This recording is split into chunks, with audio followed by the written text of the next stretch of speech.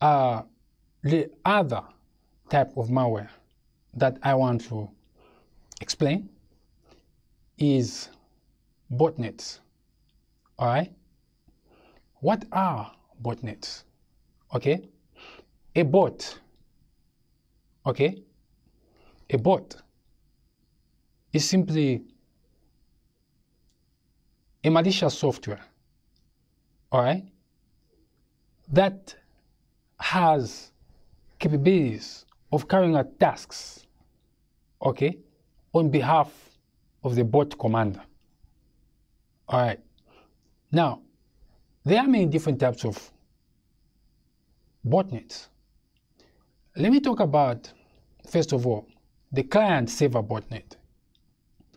The client-server botnet has two sides. There is the bot itself, and there is the server. Now, the bot is what installs into your computer, okay? Once the bot installs into your computer, it has to communicate to the server. And the bot commander controls the server, okay? Now, you see, for the bot to install into your computer, it means that you must have either installed malicious software. In that case, the bot will be disguised, okay, as legitimate software. They would attach it to a legitimate software, so you wouldn't know that actually what you're installing is basically a Trojan, okay, which has a bot, okay? Now, when you install that Trojan which has a bot, some bots, okay, will just communicate to the server.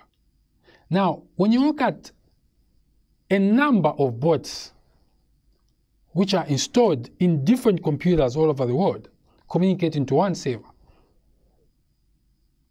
they become a network. And that's why the botnet word comes about.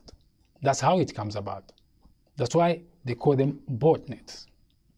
Now, a botnet, okay, can be very difficult to detect at times. Why?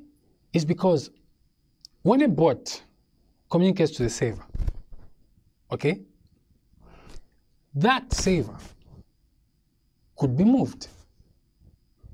Now, what I'm trying to say is this. There are bots whereby they have an algorithm inside them, and that algorithm generates a new domain name after so much time, so to speak. Now, when that new domain name is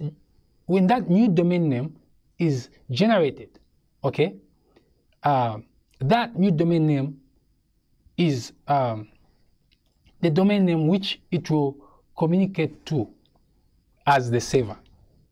So now the bot commander would also have the same algorithm that will generate the new domain name at the same time. So the moment he knows that at this time a new domain name will be generated, the moment that new domain name is generated, he goes and registers the domain and gets his server running. So when the bot starts communicating, the server is alive, okay? After the bots communicate, he could easily command the bots to carry out so many different tasks. Some of the tasks that bots are able to carry out are denial of service attacks. They could send malicious traffic to a particular destination and basically stop all the legitimate traffic from traversing the network to a particular destination. If it's a web server, normally web servers just break down. You know, the servers just go down, okay? Networks basically become unusable, okay? Now, botnets, okay, are able to carry out such type of distributed denial of service attacks, okay? The other things bots could do is they could be monitoring the URLs that you type in your browser. The moment you type in a URL which they are interested in, they'll send a message to the commander to say, oh, this URL has been entered. And some other software, malicious software, will come to your computer to carry out a different task. You see what I'm saying? And that's how they steal banking information and basically steal money. You see? Now, when you look at botnets, okay, a botnet cannot just be client server, okay? It could also be peer-to-peer. You see what I mean? If it's peer-to-peer, it's even more difficult to control, because rather than the bot talking to the server, the bot will talk to another bot, and the other bot will talk to another bot, and the other bot will talk to another bot. So when the bot commander commands a software update, that software update could just update one bot, and then that bot, once it's updated, it's given instructions and the code to update the next bot, and the next bot updates the next bot, just like that. Those are called peer-to-peer botnets. Okay? Now, be informed that yes, you need to have antiviruses. They are good. But you know what? They only find viruses which they know about. Okay? We'll come to that later.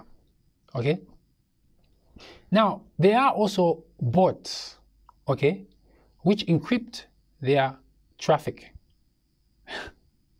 When they are talking to their server or they are talking to each other, the traffic is encrypted. And those become very difficult to detect. Okay? Firewalls can't really see what's going on because information is encrypted. There's traffic, but what kind of traffic is passing? It's unknown. You see what I'm saying? Yeah. So basically, that's what botnets are. Okay? The early days of botnets, okay, botnets were very difficult to detect.